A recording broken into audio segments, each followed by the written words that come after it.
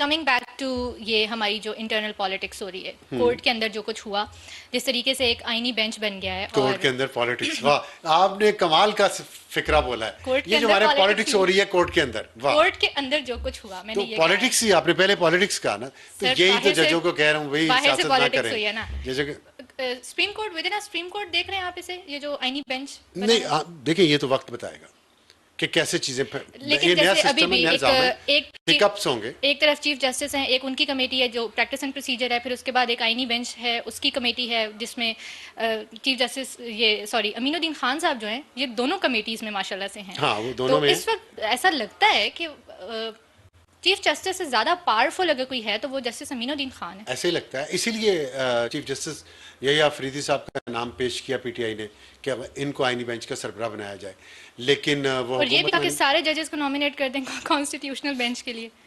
ये मैंने नहीं सुना, अगर आपने सुना है तो सही होगा। हाँ। लेकिन वो वोटिंग से होना था, तो वोटिंग हुकूमत की ज़्यादा थी, तो हुकूमत की मर्जी चली है उसमें। लेकिन देखें, आपने सियासत की बात की है, मैं समझता हूँ कि चीफ जस्टिस यही अफरीदी साहब जो है ना, वो बड़े अच्छे तरीके से चीज़ों को लेके चल रहे हैं। Best politics. नहीं, पॉलिटिक्स नहीं, मैं कहूँगा कि समझ बूझ से चल रहे हैं। देखिए, उन्होंने पहले पीटीआई ने मशहूर किया कि वो ओहदा ही कबूल नहीं करेंगे, यूट्यूबर्स ने खास तौर पे। यूट्यूबर्स को मैं कह रहा हूँ, आपकी इतनी खबरें बाउंस हो रही हैं। पहले आप काजी फाइज ईसा के खिलाफ बातें कर करके आप डॉलर्स कमाते रहे कि जी उन्होंने एक्सटेंशन लेनी, एक्सटेंशन नहीं ली। आप में से किसी को शर्मिंदगी हुई, माजरत ही कर लेते, माफ़ी मांग लेते, अपने जिन लोगों से आपने डॉलर कमाए हुए हैं इतने, उनसे माफ़ी मांग लेते कि हमारी खबर बाउंस हुई तो है। अब आके वो कहना शुरू, बाद में उन्होंने कहना नहीं, आपने तो कहा ही नहीं था, खैर शुक्र है। फिर बाद में उन्होंने कहना शुरू कर दिया, यही अफरीदी जो हैं वो हमारे जज हैं, हमारे चीफ जस्टिस आ रहे हैं, ठीक है, ये यूट्यूबर्स जिनको कहते हैं, नया नाम है उनका, हमारे चीफ जस्टिस आ रहे। वो इनकार कर देंगे, वो ओहदे नहीं लेंगे, वो कहेंगे मंसूर अली शाह को। अच्छा, उन्होंने ओहदा कबूल कर लिया। उसके बाद उन्होंने ये किया कि उन्होंने सैयद मंसूर अली शाह की जो मुतालबे थे वो मान लिए प्रैक्टिस एंड प्रोसीजर कमेटी के हवाले से, और मुनीब अख्तर, जस्टिस मुनीब अख्तर को वापस कमेटी का मेंबर बना दिया। इसके बाद उन्होंने वो पहले राइट का काम किया, फिर लेफ्ट का काम किया। फिर उन्होंने जो जजेस थे मंसूर अली शाह और मुनीब अख्तर जैसी कमेटी में आए, उन्होंने सोचा कि हम तो we are back in politics, सियासत तो दोबारा शुरू कर देते हैं। उन्होंने कहा जी कि 26वीं तरमीम पे जो पटिशन्स हैं लगी हुई वो जल्दी से लगा दें। उस पर यही अफरीदी साहब खामोश हो गए और उन्होंने नहीं लगाई। तो अब देखें यही अफरीदी साहब कैसे बैलेंस करके चल रहे हैं, बड़ा डिफिकल्ट बैलेंसिंग एक्ट है, लेकिन वो कर रहे हैं। उन्होंने नहीं किया। उसके बाद क्या किया उन्होंने? उसके बाद उन्होंने जेल रिफॉर्म्स कमेटी बनाई पंजाब के लिए, सिर्फ पंजाब लाहौर में जाके उन्होंने उसकी मीटिंग की, तो पीएमएलएन की गवर्नमेंट को मैसेज दिया वहाँ पे, और फिर साथ खतीजा शाह को बिठाया उन्होंने, जो पीटीआई की एक उसमें कोर कमांडर हाउस हमले पे शरीक मुल्ज़िम है और जमानत पे हैं, केस चल रहा है उनका, उस पर तनकीद हुई, तो लेकिन उन्होंने बैलेंस कर दिया। उसके बाद क्या हुआ उन्होंने कि जुडिशल कमीशन में एतराज़ हुआ कि जी ये पूरे नहीं, 12 मेंबर हैं, 13वां मेंबर ही नहीं है, इसकी मीटिंग नहीं हो सकती। उस पर उन्होंने वोटिंग करवा दी और एतराज़ रद्द हो गया। तो मामला आगे चल पड़े। जब आगे चल पड़े तो उन्होंने वोट पीटीआई के हक, कैंडिडेट के हक में दे दिया। तो इस तरह कभी वो देखें, एक इस तरफ बैलेंस करके वो चल रहे हैं, जो कि बड़ी अच्छी स्ट्रेटजी है। और इस पर काजी फाइज साहब का वो तारीखी फिक्रा याद आ गया कि हमें नहीं पता चलता यही अफरीदी साहब किस तरफ हैं।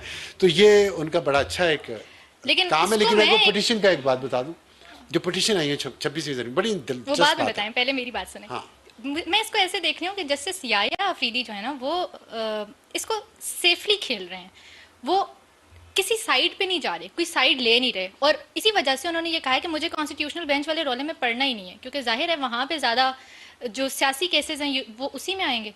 तो उन्होंने कहा मैं भी नहीं जा रहा उधर। मे बी वो इस साइड पे थे, पता था सबको, उनकी मर्जी से ही हुआ हो सारा कुछ, उनको वोट इसी वजह से नहीं पड़ा। हियर से है ना, इस पे कंफर्म तो नहीं कुछ कर सकते। अंदर का ख्याल है, अंदर का ख्याल है ना, वही हियर से ही होता है।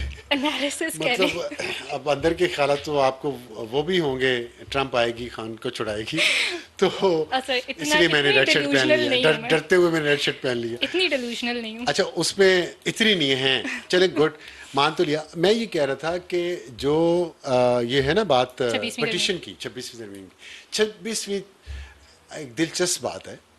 26वीं आईनी तरमीम पे पटिशन, जिसने पटिशनर जो है ना मुनीर अहमद और उसका वकील अजहर सिद्दीक, बड़ी दिलचस्प बात है। उन्होंने फाइल की यहाँ सुप्रीम कोर्ट में, और आप देखें कि जो अजहर सिद्दीक वकील है, पिछले कुछ सालों में वो जस्टिस मंसूर के सामने पेश नहीं होते थे, बाइकआउट किया हुआ था। अच्छा। हाँ, कुछ अरसे पहले तक, क्योंकि जस्टिस मंसूर के साथ किसी केस में उनकी कोई आर्गुमेंट हो गई थी, अच्छा, बदमजगी हो गई थी, तो जिसके बाद अजहर सिद्दीक ने जस्टिस मंसूर की अदालत में पेश होने से इनकार कर दिया। मेरा जो केस था, मेरे खिलाफ जो पिटीशन फाइल की थी लाहौर हाई कोर्ट में, जब मैं चेयरमैन पैमरा था, वो मुनीर अहमद ने फाइल की थी और उसका वकील अजहर सिद्दीक था। अब आप जनरल फैज और जनरल बाजवा चले गए हैं, लेकिन आप देख रहे हैं उनकी बनाई हुई बदरूहें यहाँ भटक रही हैं। वो जो गेम किया करते थे, जो उन्होंने चाबी वाले खिलौने यहाँ चालू किए हुए थे, वो अभी तक चल रहे हैं। अभी पिटीशन आई है ना एक और 26वीं तरमीम के खिलाफ, ये जनरल बाजवा और फैज के बदरूहें फिर रही हैं अभी यहाँ पे। अच्छा, क्या हुआ फिर? तो जब मेरी पिटीशन सुप्रीम कोर्ट में जाजुल हसन के सामने लगी अपील की, मेरा वकील नहीं आ सका, उन्होंने कहा डिसमिस, खत्म, कोई वकील नहीं पेश हुआ ना मेरा ना उधर से, उन्होंने डिसमिस कर दी। अच्छा। उसके बाद जब फैजाबाद धरना केस पे दोबारा उस पर फॉलोअप लिया काजी फाइज सारे चीफ जस्टिस से, तो मुझे भी उन्होंने बुलाया कि बताएं, आपने वो कमीशन बना दिया, फिर उन्होंने जिसने तहकीकात की उसमें उन्होंने मुझसे पूछा कि आपका केस का क्या हुआ अपील का। मैंने कहा डिसमिस कर दें, दोबारा कर दें फाइल आप, वो ये तो ज्यादती हुई आपके साथ। मैंने कहा जी मैंने नहीं करना, मैं आप अदालती रिफॉर्म्स हो जाए तो मुझे तो वो चाहिए ताकि मेरे जैसे आइंदा और कोई, मुझे नहीं वापस जाना पैमरा। मैंने इनकार कर दिया। उस पर जब बात हुई ना, उन्होंने पूछा आपके खिलाफ पिटिशनर कौन है, मैंने कहा जी मुनीर अहमद। कहते ये कौन है? मैंने कहा जी मुझे नहीं पता कौन है, लेकिन ये सारे मेरे दोस्त जो साफ़ी यहाँ बैठे हुए हैं, इन सब का ख्याल है ये एजेंसियों का आदमी है। अच्छा, तो उसमें इसी तरह अच्छा काजी फाइज साहब ने भी कहा, ये मैंने पूरे बेंच को बताया वहाँ सुप्रीम कोर्ट में ये। तो अब आप देख लें कि वो बदरूहें। बेंच में और कौन कौन था जिसके सामने आप पेश हुए थे? अतर मिनल्ला भी थे। अच्छा जी, और मेरा ख्याल अमीरुद्दीन भी थे, और भी थे दो, तो मुझे याद नहीं है, 5 थे। तो मैं ये बता रहा हूँ आपको कि ये जो बदरूहें होती हैं ना, ये इस मुल्क को तबाह करती हैं, किसी न किसी एजेंडे पे लगी रहती हैं हर वक्त। तो अब मैं ये सोच रहा था कि जस्टिस मंसूर को भी पता है कि ये पिटीशन अजहर सिद्दीक ने फाइल की है, मुनीर अहमद ने फाइल की है, सबको पता, फिर भी इस पिटीशन को लगवाने की कोशिश हो रही थी, इसके बावजूद कि आपस में इतने इख्तलाफात थे कि एक दूसरे की अदालत में नहीं पेश हो रहे थे। हाँ ठीक है, लेकिन किन लोगों ने फाइल की है, उनकी बैकग्राउंड क्या है, और किन के इशारों पे वो पहले पिटीशन फाइल करते हैं। गोस्ट पिटीशनर जो होते हैं ना, ये पूरा एक माफिया का एक पर्सनल इंटरेस्ट भी है, ऑफ कोर्स वो कैंडिडेट थे। और तो अब आपके प्रोग्राम का वक्त खत्म हो रहा है, लेकिन एक टॉपिक छोटा सा रह गया है। छोटा सा टॉपिक है? हाँ, ये जो अमेंडमेंट के जरिए जो टेन्योर्स बढ़े हैं 3 चीफ्स के, और एक शायद नहीं भी बढ़ा, वो क्या स्टोरी है? ये छोटा सा टॉपिक तो नहीं है, ये तो बड़ा अहम। अभी तो हम बात कर रहे थे कि सबसे अहम जो टॉपिक है पाकिस्तान में वो तो आर्मी चीफ की अपॉइंटमेंट और एक्सटेंशन है। तो ये जो है ना, ये बड़ी दिलचस्प मेरी होती है। मेरा छोटा सा सवाल है, अब जवाब जितना आप देना चाहें दे दें। नहीं, टाइम कम है, मैं कोशिश करता हूँ कि वाइंड अप करूँ। इसमें देखिए ये बड़ी दिलचस्प एक चीज़ हुई है कि सर्विसेज चीफ्स की एक्सटेंशन कर दी। ठीक है, 3 साल की बजाय मुद्दत मुलाजमत 5 साल कर दी। सर्विस चीफ्स कौन कौन से होते हैं?